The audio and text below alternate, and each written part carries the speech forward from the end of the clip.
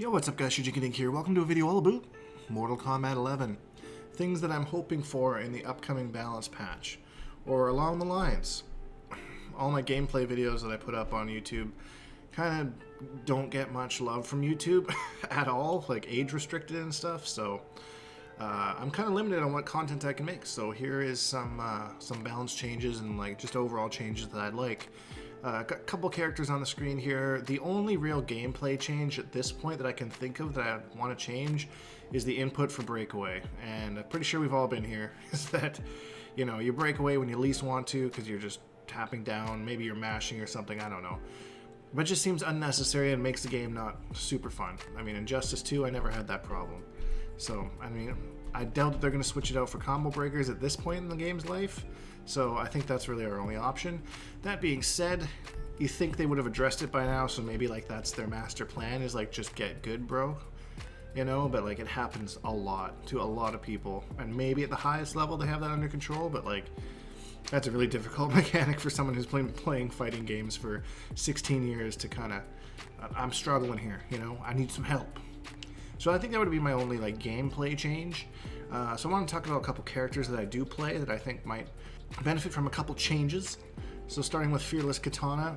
Kitana got a lot of love in the last patch, so there's really only one thing that I would change, and it's speeding up the last hit on this. So currently it's a 19 frame startup. Where is that move? Yeah, 19 frame startup for the last hit. I would speed it up by 2 frames and make it 17 frames because the low Phantos is 14 frame startup. So it wouldn't be a true 50-50. You would still have to fuzzy guard it, but the fuzzy window would be a lot less. And in the other 2 variations, this is not a mix-up at all. Well, kind of in Highborn with your pressure, but not like a 50-50 mix-up, you know? So that would give Fearless one more thing to add to the table. Other than that, Kitana got a lot of love in the last patch. I don't want to overdo it. That's my one wish list thing that I would like for her. Moving on to Mami Cetrion. Force of Nature. No changes. Leave it as is. I think it's fine. Everyone hates on this variation. The Cetrion group chat is an absolute mess of people hating on Force of Nature. They don't believe in the zoning power of Force of Nature Cetrion. But I do, and I think that she's just fine the way she is. Spring Cleaning, on the other hand, they need to do one of 2 things. They need to either make the gap in the wall just slightly bigger so more people can interrupt it, or they need to put more recovery frames in her teleport. Because I feel like having both of those is just not, like that's a little bit too strong, I feel. So I feel like just dumbing down one of them would kind of bring her to a more even playing field. And if I had to choose one of the 2, I would choose the wall, because she also has the wall in Born Again. So in Born Again you have the tornado and the wall, so that's like your neutral variation. So Spring Cleaning, maybe you have the mobility, and that's your mobility variation, you know, with the teleport and moving around and that kind of thing. The teleport's better, wall is worse. That being said, in Born Again you get the tornado as well as the wall, so there's kind of a mix there that your opponent has to react to. So that, other than that, I think Cetrion's maybe cool. Maybe the Conflux of the Elements, or whatever it's called, doesn't take 2 defensive bars, because I'd never see anybody use it because it's so expensive. Maybe 1 bar, especially since it's RNG. Maybe if they change it so that you can choose which one you want, then I would keep it at 2 bars, but since it's random, I think 1 bar for random would actually make people use that move a little bit more. But then that begs the argument, was that make it too strong with the tornado? So anyways, your thoughts on that is appreciated. Spellmaster Shang Tsung. The variation that I've tried to make work for so long. And they gave it some love, but I really think they missed the mark in the last patch on what they really were supposed to do with this variation. And I think that now he would be okay if they just changed this to be a little bit faster startup and come back automatically. That would make up for all of his shortfalls. It doesn't have to be a huge amount of startup, just a little bit more, so that maybe if he did something like this, he could get it out for free, guaranteed. So he has one way to kind of get it out. I think that's it. That's all you need for this variation. Give it that, and all of a sudden, bam, it's back on the table. It's making up damage where it kind of faltered because it doesn't hit the hardest. We have 1 launcher and a crushing blow here that, you know, you can break away, but I mean, why would you break away when that is so hard to actually hit? So that's the only change that I'd make for Spellmaster Shang Tsung. Opinions on that are appreciated. Let's get on to Shao Kahn. So Shao Kahn is an interesting character right now. He has a really good mid with this, and they added some things where there's an actual true throw at the end of it now. So that's kind of nice, but he still has no like safe stagger off of this or anything that's like kind of unsafe, which I mean, one could argue that he doesn't need something unsafe like that, but the only thing I think I would change to kind of help him out here is this move. If you hold down, and I believe R1, he does an overhead. I think if you could make this come out on block, that would be helpful.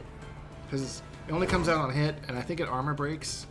But I mean, I think it would be way more useful if you could do it on block. So, and then you go from -20 down to -12. So I mean, you're giving up a launcher, essentially, for something that's slightly safer but still more punishable, and your opponent has to be kind of on check. So I think if they added that, and we can kind of play around with Shao Kahn.